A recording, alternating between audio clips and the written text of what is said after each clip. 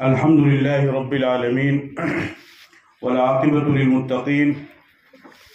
والصلاة والسلام على سيد الأنبياء والمرسلين محمد وآله وصحبه أجمعين ومن تبعهم بإحسان إلى يوم الدين. أعوذ بالله من الشيطان الرجيم. بسم الله الرحمن الرحيم. كل من عليها فان ويبقى وجه ربك ذو الجلال والإكرام فبأي آلاء ربكما تكذبان. وعن عثمان بن عفان رضي الله تعالى عنه أنه قال رسول الله صلى الله عليه وسلم من مات وهو يعلم أنه لا إله إلا الله دخل الجنة.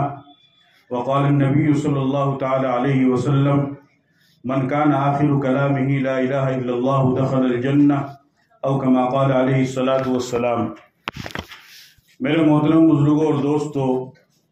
جیسا کہ آپ حضرات کو معلوم ہے کہ ہم سب یہاں پر جناب سرور صاحب، ان کی والدہ محترمہ، ان کے ایصال ثواب، ان کی تعزیت اور ان کی دعائے مغفرت کے لیے یہاں پر جمع ہوئے ہیں. اللہ رب العزت کا بنایا ہوا ایک نظام ہے، جس نظام کے تحت ہر انسان کو اللہ تعالیٰ کے اس نظام کے نیچے آنا پڑتا ہے، بلکہ انسان کے علاوہ جتنی بھی مخلوقات ہیں ان تمام مخلوقات کو اللہ تعالیٰ کے اس بنائے ہوئے نظام کے تحت چلنا پڑتا ہے، جس میں تمام مخلوقات صرف اور صرف مجبور محض ہے، اس کا کوئی اختیار نہیں ہے، صرف اور صرف اللہ رب العزت کا اختیار ہے. اور وہ نظام کیا ہے؟ وہ نظام اللہ تعالیٰ نے یہ بنایا ہے کہ اس کائنات کے اندر جو بھی آئے گا وہ اپنا وقت پورا کر کے ایک نہ ایک دن دنیا سے ضرور چلا جائے گا. اس کائنات کے اندر جتنی بھی مخلوقات ہیں، علماء کرام فرماتے ہیں کہ تقریباً 18,000 مخلوقات اللہ تعالیٰ نے بنائی ہیں.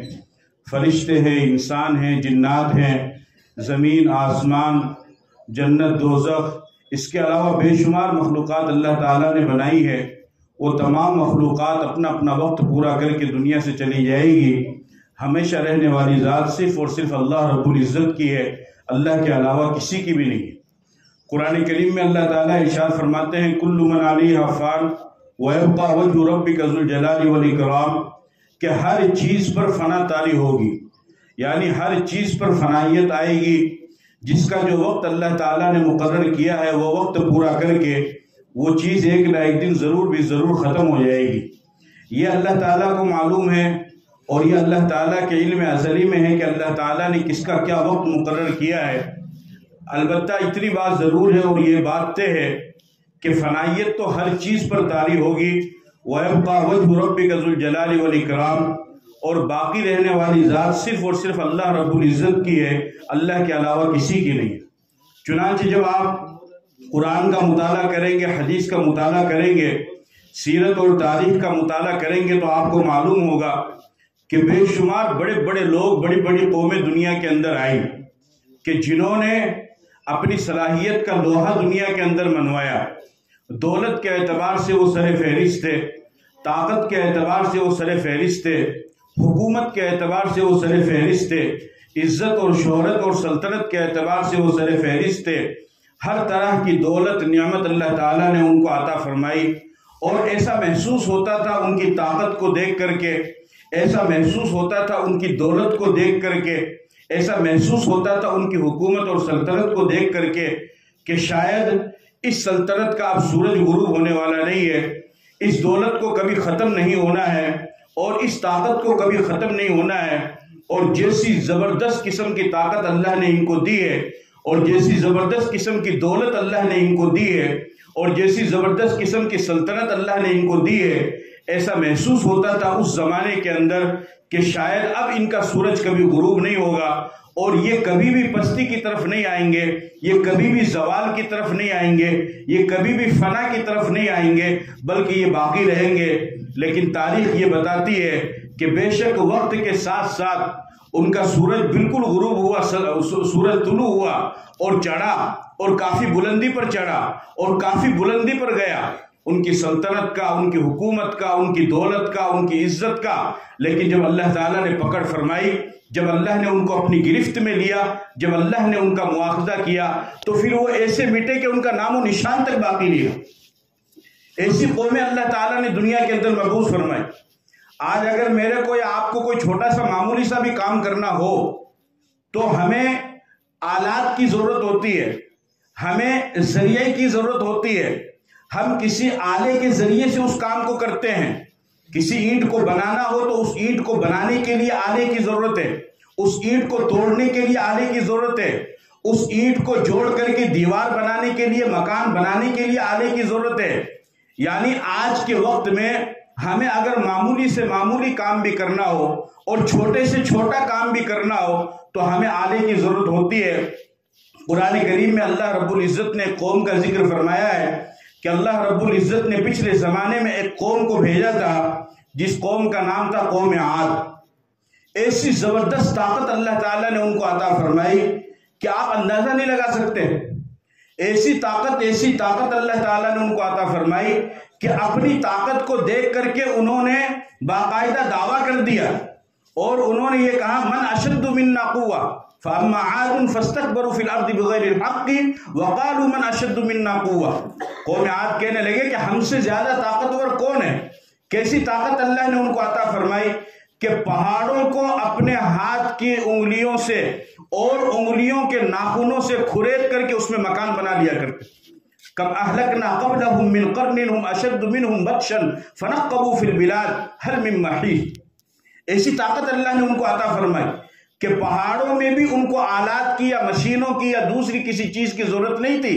بلکہ اپنے ہاتھوں سے پہاڑوں کو کھرید کر کے اپنے طور پر ان کو روم بنانا ہوتا، مکان بنانا ہوتا یا جو کچھ بھی بنانا ہوتا تھا ان کو وہ بنا لیا کرتے تھے۔ ایسی طاقت اللہ نے ان کو عطا فرمائی۔ جب انہوں نے یہ کہا کہ ہم سے زیادہ طاقتور کون ہے، اللہ نے فرمایا اولم یروا ان اللہ الذی هو خلقهم واشد منهم قوة، کہ ان کو بتاؤ کہ جس رب نے تمہیں پیدا کیا ہے وہ تم سے بھی زیادہ طاقتور ہے۔ اللہ نے طاقت ضرور تم کو عطا فرمائی ہے۔ جب یہ قوم طاقت کے نشے میں آئی اور طاقت کے نشے میں آ کر کے اس قوم نے تکبر کیا اور اس نے گھمنڈ کیا اور اللہ کی ذات کا انکار کیا اور معبود برحق کا انہوں نے انکار کیا اور وقت کے پیغمبر کا انہوں نے انکار کیا، تو جب کوئی قوم اللہ کی ذات کا انکار کرتی ہے اور اللہ کی طرف سے مبعوث شدہ پیغمبر کا انکار کرتی ہے اور اس پیغمبر کو ستاتی ہے، اس پیغمبر کو جھٹلاتی ہے، اس پیغمبر کو اللہ کی طرف سے دعوت و تبلیغ کا حکم ہوتا ہے، لیکن جب یہ قوم سدھرتی نہیں ہے، مانتی نہیں ہے، تو ایک وقت آتا ہے کہ پھر اللہ تعالیٰ جب جو دعوت و تبلیغ کا پیغام ان تک پہنچانا تھا وہ پیغام جب ان تک پہنچ جاتا ہے، اس پیغام کے پہنچنے کے بعد اور اس پیغام کو سمجھنے کے بعد اور اس پیغام کی حقیقت کو جاننے کے بعد اور اس پیغام کے برحق ہونے کے باوجود بھی جب وہ قوم نہ مانتی ہے نہ سنتی ہے تو پھر اللہ رب العزت اپنی گرفت کا معاملہ فرماتے ہیں، پھر اللہ تعالیٰ عذاب کا معاملہ فرماتے ہیں، پھر اللہ تعالیٰ اپنی قدرت قاہرہ، اپنی قدرت جبار، اپنی قدرت قہار اور اپنی قدرت غالب اور اپنی قدرت انتقام کا اللہ تعالیٰ معاملہ فرماتے ہیں اور پھر ان کو سمجھاتے ہیں اور ان کو بتاتے ہیں۔ انہوں نے انکار کیا تو اتنی بڑی طاقتور قوم، آپ اندازہ لگائیے کہ اگر اتنی طاقتور قوم کو سزا دینی ہو یا عذاب دینا ہو تو اس کے لیے کتنے سخت عذاب کی ضرورت ہوگی، اس کے لیے کتنے سخت سزا کی ضرورت ہوگی، لیکن وہ سخت عذاب میرے اور آپ کے حساب سے ہے۔ اللہ رب العزت نے ایسے معمولی عذاب سے ان کو ختم کیا کہ آپ اس کا تصور نہیں کر سکتے۔ 8 دنوں تک اللہ تعالیٰ نے ہوا چلائی، 7 راتیں اور 8 دن،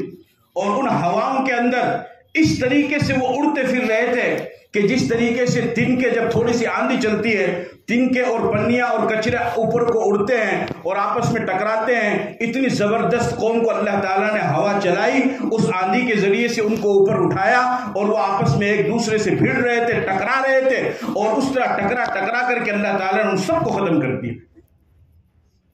كذبت عاد فأهلكوا فأما ثمود فأهلكوا بالطاغية وأما عاد فأهلكوا بريح صرصر عاتية سخرها عليهم 7 ليال و8 أيام حسوما فترى القوم فيها صرعى كأنهم أعجاز نخل خاوية۔ جس طریقے سے کھجور پڑا ہوا رہتا ہے، اس کی شاخ پڑی ہوئی رہتی ہے، اس طریقے سے اللہ تعالیٰ نے ان کو ذلیل کیا کہ سلطنت کے طاقت کے اعتبار سے مضبوط قوم تھی۔ اسی طریقے سے دولت اللہ تعالیٰ نے ان کو عطا فرمائی، دولت کے اعتبار سے قارون سے بڑا دولت مند آج تک دنیا کے اندر نہیں آیا۔ آج تک یہ نہیں آیا. لوگ اس کی دولت کو دیکھ کر کے تمنا اور رش کیا کرتے تھے یا لیتنا مثل ما اوتی قارون انہ لذو حظ عظیم، کہ خدایا جو دولت قارون کو دی ہے کاش کی وہ دولت ہمیں مل جاتی، وہ دولت ہمیں مل جاتی. اور اس نے موسیٰ علیہ السلام نے اس کو زکوٰۃ کے بارے میں بتایا تو اپنی دولت کو موسیٰ علیہ السلام نے اس کو نصیحت کی، وابتغ فیما آتاک اللہ الدار الآخرہ ولا تنس نصیبک من الدنیا واحسن کما احسن اللہ الیک ولا تبغ الفساد فی الارض. 4 نصیحت کی کہ جو اللہ نے دولت دی ہے اس سے دنیا کے ساتھ اپنی آخرت بنا لے، اور جیسے اللہ نے تیرے ساتھ بھلائی کا معاملہ کیا ہے اللہ کے غریب بندوں کے ساتھ بھلائی کا معاملہ کر، زکوٰۃ اور صدقات نکال. اور تیسرا فرمایا ولا تبغ الفساد فی الارض، کہ زمین کے اندر فساد مت مچا، اور تو تیری دنیا کا جو حصہ ہے اس حصے کو بھی باقی رکھ. جب اس نے دیکھا کہ میرے مال کی زکوٰۃ نکالنے کے لیے مجھے کہا جا رہا ہے، الٹا موسیٰ علیہ السلام پر وقت کے پیغمبر پر تہمت لگانے کے لیے ایک عورت کو تیار کیا.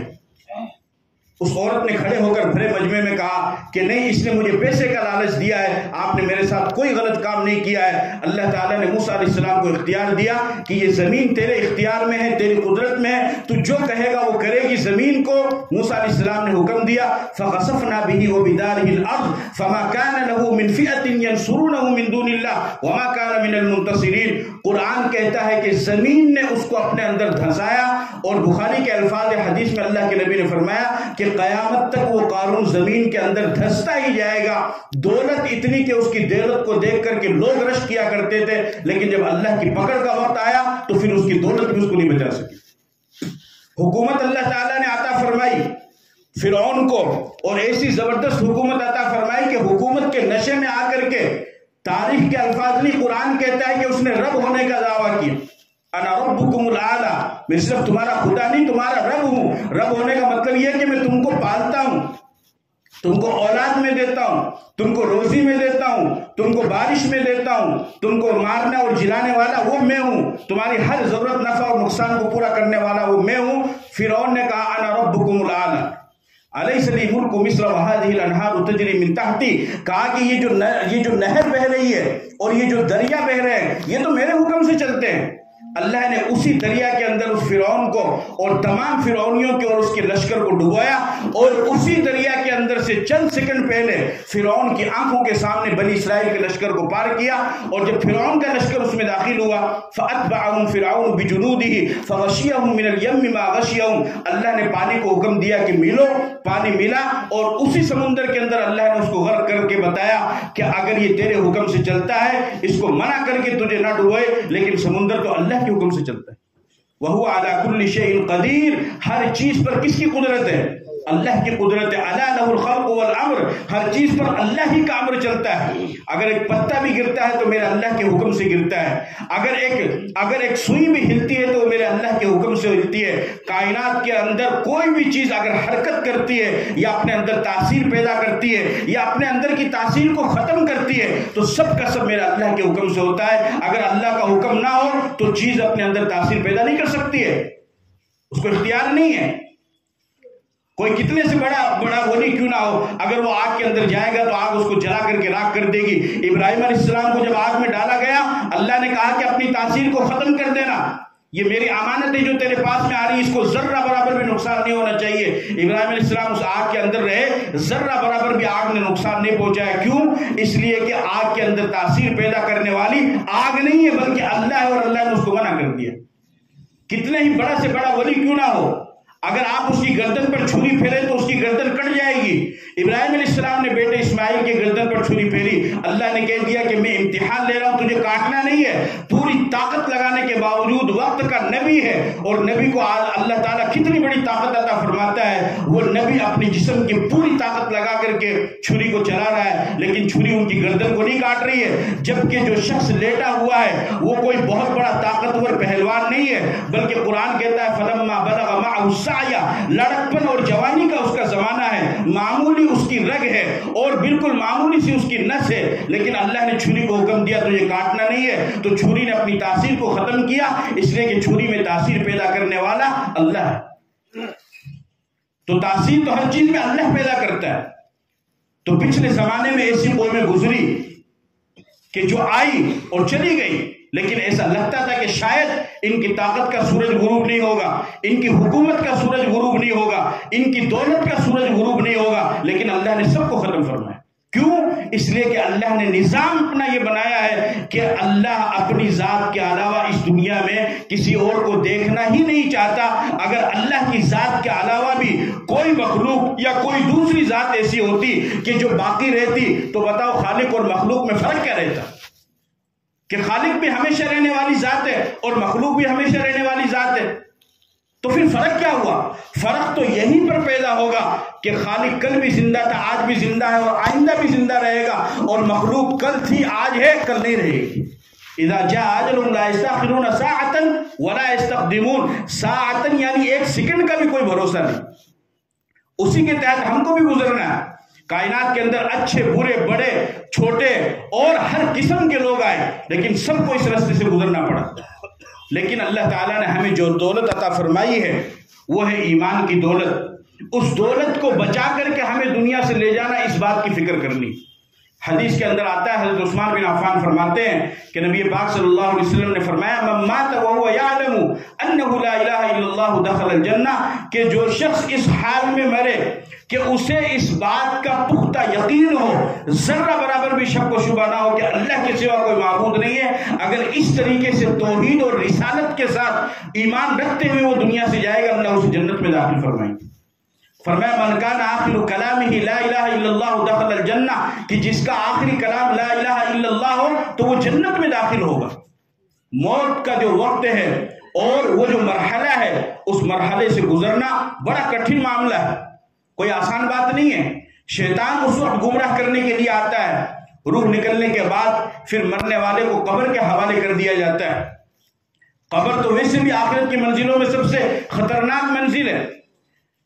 فرمایا ان القبر اول منزل من منازل الاخرہ فمن نجا بعده ایسر منه وان لم ینج منه فما بعده اشد منه،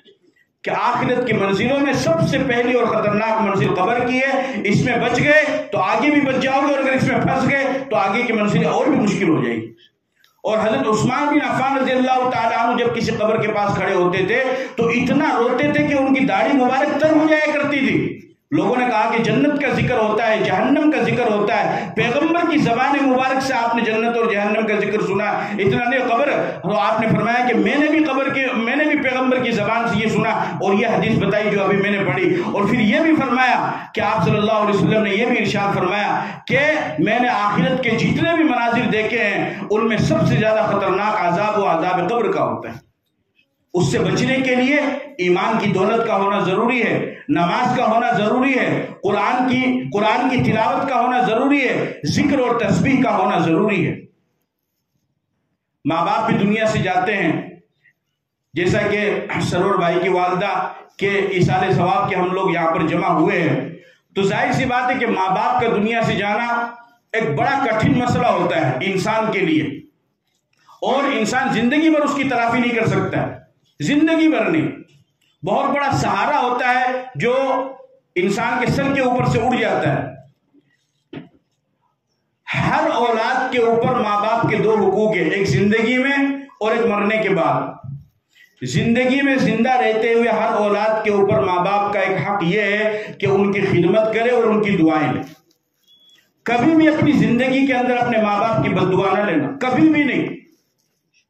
آپ کتنے ہی بڑے بزرگ اور ولی اور پرہیزگار کیوں نہ بن جائے، اگر ماں باپ آپ کے راضی نہیں ہے، خدا بھی آپ سے راضی نہیں۔ اور حدیث کے الفاظ ہیں، آپ نے فرمایا رضا الرب فی رضا الوالد وسخط الرب فی سخط الوالد، کہ اے لوگوں اگر تم یہ دیکھنا چاہتے ہو کہ تمہارا رب تم سے راضی ہے یا نہیں، تو اس کا بہترین اور آسان فارمولہ یہ ہے کہ اپنے ماں باپ کو دیکھو، اگر تمہارے ماں باپ تم سے راضی ہے تو تمہارا رب بھی تم سے راضی ہے، اور اگر وہ ناراض ہے تمہارا رب بھی تم سے ناراض۔ لیکن آپ کی اپنی جگہ پر ہے جنت، ماں کے قدم کے نیچے جنت بتائی، الوالد اوسط ابواب الجنہ، باپ کو جنت کا دروازہ بتایا، الجنت تحت اقدام الامہات، اور ماں کے پاؤں کے نیچے جنت بتائی ہے۔ بہت بڑا سہارا ہے انسان کا، واللہ خلقکم من تراب ثم من نطفۃ، اللہ نے تم کو مٹی سے پیدا کیا بشکل آدم، اور پھر نطفے سے پیدا کیا بشکل ماں باپ۔ تیرے دنیا میں آنے کا ذریعہ تیرے ماں باپ تھے، اگر وہ نہ ہوتے تو آج تیرا وجود بھی دنیا دنیا کے اندر نہ ہوتا، پھر تکبر کس بات کا، پھر ماں باپ سے اعراض کس بات پر، پھر ماں باپ سے روگردانی کس بات پر، پھر ماں باپ کی برائی کس بات پر، پھر ماں باپ کی نافرمانی کس بنیاد پر؟ تو دنیا میں آیا ان کی بدولت ہے، اگر وہ نہ ہوتے تو تو دنیا میں نہیں آتا۔ اور مرنے کے بعد پھر ماں باپ کا ایک حق یہ ہے کہ ماں باپ کے لیے خوب دعا کرے، خوب دعا کرے، خوب دعا کرے، یہاں تک کہ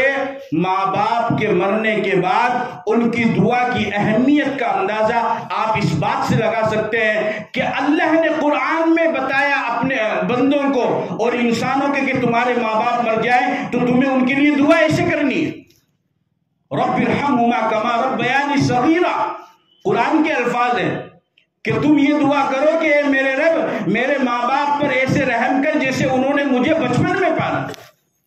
جبکہ اور جو دعائیں وہ حدیث کے اندر آئی ہیں وہ بھی ظاہر سی بات ہے پیغمبر کی زبان مبارک سے کوئی یہ نہیں کہ معمولی ہے، وہ بھی بہت غیر معمولی دعائیں ہیں، لیکن ماں باپ کے مرنے کے بعد ان کے لیے دعا کیسے کرنی ہے قرآن کہہ رہا، اور قیامت تک کے لیے پیغام دیا کہ ایسے ان کے لیے دعا کرو۔ تو مرنے کے بعد ایک حق یہ بھی ہے کہ ان کے لیے دعا کریں، اور ایک حدیث کے اندر آپ علیہ الصلوۃ والسلام نے فرمایا کہ ان ابر البر ان یصل الرجل اہل ود ابیہ، کہ نیکیوں میں سے ایک نیکی یہ بھی ہے کہ آپ کے ماں باپ کے جن کے ساتھ تعلقات تھے، آپ کے والد کے جتنے جاننے والے ہیں، آپ کے والد کے جتنے یار دوست ہیں، تعلقات والے ہیں، جانکار ہیں، یا آپ کی والدہ ہے ان کے تعلقات والی جو ان کی ہم عمر عورتیں ہیں، آپ کی وہ خالہ لگے یا دادی لگے وغیرہ وغیرہ، اس طریقے سے تو حدیث میں اللہ کے نبی نے فرمایا کہ ایک نیکی یہ ہے کہ انسان اپنے ماں باپ کے جانکاروں کے ساتھ ویسا ہی حسن سلوک کرے جیسے اس کے ماں باپ ان کی زندگی میں ان کے ساتھ کیا کرتے، ویسا ہی حسن سلوک کرے۔ یہ بہت بڑی چیز ہے۔ ابھی میں ایک جگہ پر گیا ہوا تھا فتح پور میں، وہاں پر ایک گاؤں ہے بیان کرنے کے لیے، تو وہاں پر ایک مفتی صاحب تھے بمبئی کے اندر، انہوں نے یہ حدیث بیان کی کہ وہ ان کے جو والد صاحب فتح پور کے رہنے والے وہ اس گاؤں میں آیا کرتے تھے برابر۔ انہوں نے جب یہ حدیث سنی تو وہ اس گاؤں میں آئے، ان کے لڑکا وہ اس گاؤں میں آیا اور اس نے کہا کہ میرے باپ کا اچھا تعلق تھا اس گاؤں والوں کے ساتھ، وہ ہمیشہ یہاں پر آیا کرتے تھے، اور میں نے یہ حدیث سنی ہے، مفتی صاحب نے مجھے یہ حدیث بتائی ہے، بتاؤ میں کیا کروں؟ انہوں نے کہا کہ ہمیں مسجد کی ضرورت ہے۔ اس شخص نے اپنے باپ کے احترام میں اور ان کے ایصال ثواب کے لیے ان گاؤں والوں سے تعلقات کی بنیاد پر پوری مسجد ہی بنا ڈالی اور ساتھ میں مدرسہ بھی بنایا کہ صرف اس حدیث کے سننے کی بنیاد پر۔ تو ان کے تعلق اور یہ حق ہے۔ نبی پاک صلی اللہ علیہ وسلم کے بارے میں آتا ہے، ترمذی کی روایت ہے کہ آپ علیہ الصلوۃ والسلام جب اپنے گھر میں سالن پکایا کرتے تھے تو حضرت خدیجہ رضی اللہ تعالی عنہا کی جتنی بھی سہیلیاں تھیں، آپ جب بکری کو ذبح کیا کرتے تھے، ان کان لیذبح الشاۃ صدائق خدیجہ، کہ آپ جب بکری ذبح کیا کرتے تھے یا گوشت اپنے گھر میں پکایا کرتے تھے تو آپ حضرت خدیجہ کی جتنی سہیلیاں تھیں ان کے گھر میں بھی پہنچایا کرتے تھے، کہ آپ فرمایا کرتے تھے کہ میری بیوی خدیجہ تو موجود نہیں ہے لیکن ان کی سہیلیوں کے گھر میں اگر میں پہنچا دوں تو کم سے کم مجھے تسلی مل جائے گی۔ اس لیے کہ خدیجہ نے آپ کا اس وقت ساتھ دیا کہ جس وقت کوئی آپ کا ساتھ دینے والا نہیں تھا، پہلی وہی آپ کے اوپر آئی اور اللہ نے فرمایا قم وربک فکبر، قم فانذر وربک فکبر، یا ایھا المدثر، اے کملی والے، اے چادر اوڑھنے والے، اپنی چادر کو ہٹا، قم فانذر، کھڑا ہو اور لوگوں کو ڈرا، وربک فکبر، اپنے رب کی بڑائی بیان کر، توحید بتا، ان کو اپنے رب کے معبود برحق ہونے کا بتا۔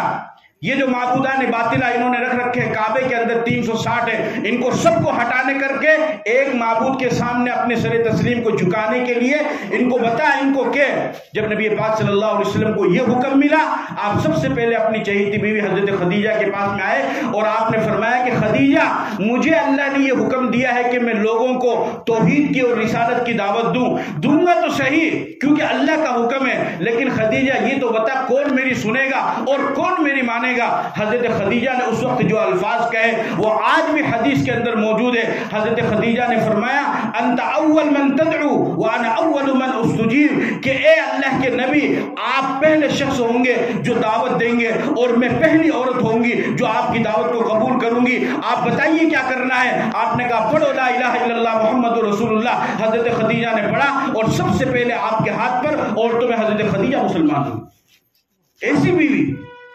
کب آپ کا ساتھ نہیں دیا؟ جب ان کا انتقال ہوا، اسی سال ابو طالب کا انتقال ہو گیا، آپ نے اس سال کا نام رکھا حزن العام، یعنی غم کا سال۔